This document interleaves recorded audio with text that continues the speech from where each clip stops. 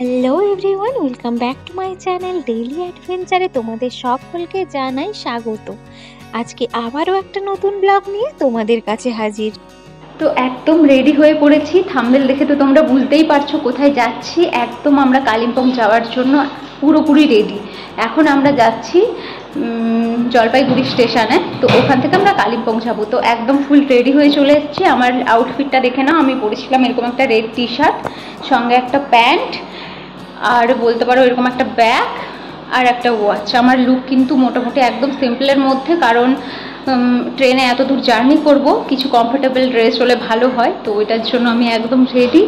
তো চলো তোমাদের সঙ্গে সব কিছুই শেয়ার করব। পুরো ট্রিপটা আমাদের কেমন কাটলো, কোথায় থাকলাম, কেমন করে গেলাম, পৌঁছালাম, সব কিছু আমি তোমাদের সঙ্গে শেয়ার করছি।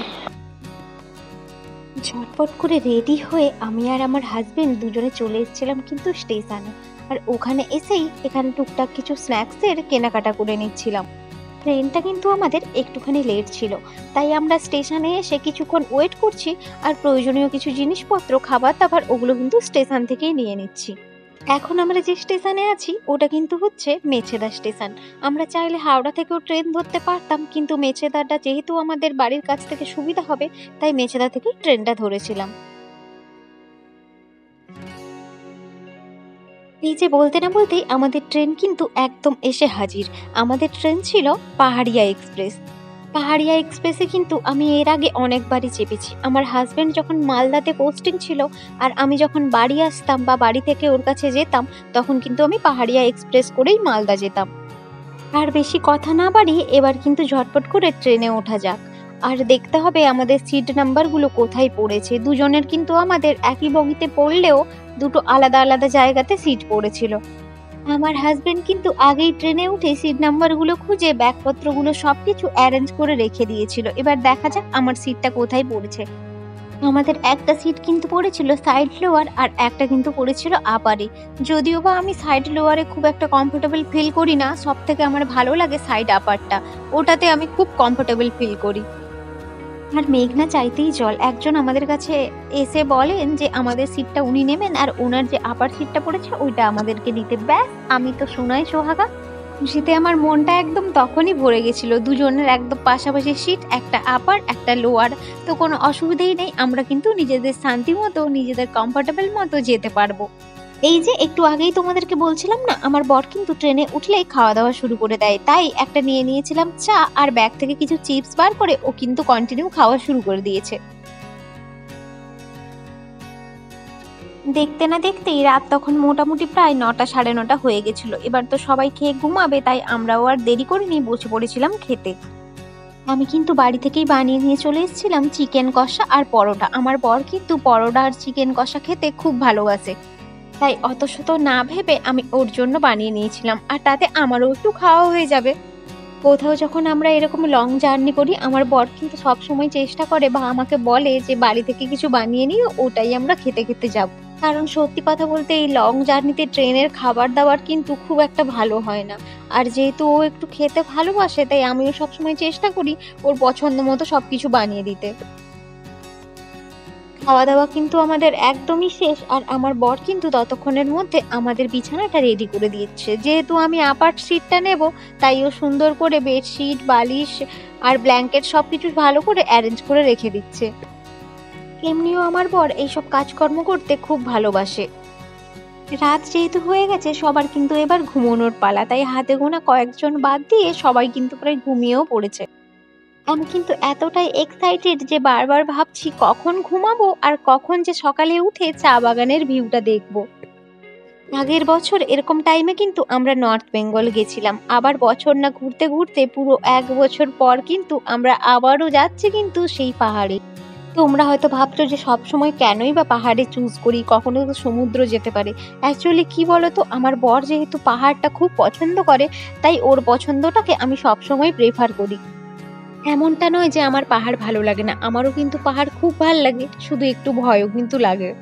সত্যি কথা বলতে পাহাড়ের ভিউ দেখতে যতটা ভালো লাগে, ওই পাহাড়ি রাস্তায় গাড়িতে যেতে যেতে কিন্তু খুব ভয়ও লাগে।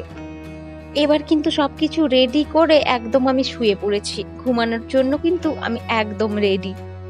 আর ততক্ষণের মধ্যে আমার বড় কিন্তু নিজের বিছানাপত্র একদম রেডি করে শুয়ে পড়েছে।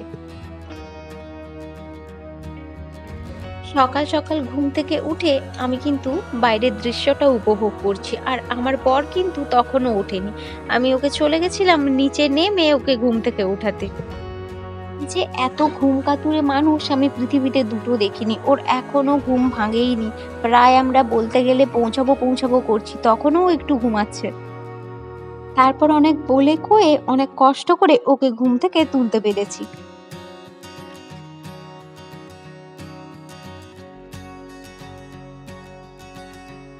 সকাল সকাল যখন ট্রেনটা এই চা বাগানের মধ্যে দিয়ে যায়, ওই দৃশ্যটা দেখতে কিন্তু সত্যি অন্যরকম লাগে।